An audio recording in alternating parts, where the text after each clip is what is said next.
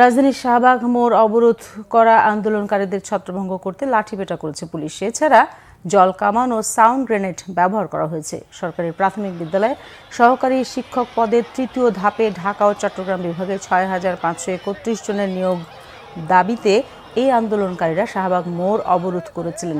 বেলা ২টার দিকে পুলিশ এসব আন্দোলনকারীর ওপর চড়াও হয়, তবে পুলিশের লাঠিপেটার পরও আন্দোলনকারীরা শাহবাগ এলাকা ছাড়েননি। এই ঘটনায় শাহবাগে উত্তেজনা দেখা দেয়। দ্রুত নিয়োগের দাবিতে বেলা ১টার দিকে আন্দোলনকারীরা শাহবাগ মোড় অবরোধ করেন। অবরোধের কারণে শাহবাগ মোড় দিয়ে যান চলাচল বন্ধ হয়ে যায়। সুপারিশপ্রাপ্ত সরকারি প্রাথমিক বিদ্যালয়ের সহকারী শিক্ষকরা তৃতীয় ধাপ ঢাকা ও চট্টগ্রাম বিভাগের ব্যানারে সকাল থেকে শাহবাগে জাতীয় জাদুঘরের সামনে অবস্থান নেন। বেলা ১টার দিকে তারা শাহবাগ মোড় অবরোধ করেন। বেলা ২টার দিকে পুলিশ আন্দোলনকারীদের প্রথমে লাঠিপেটা এবং পরে জল কামান ও সাউন্ড গ্রেনেড ব্যবহার করে।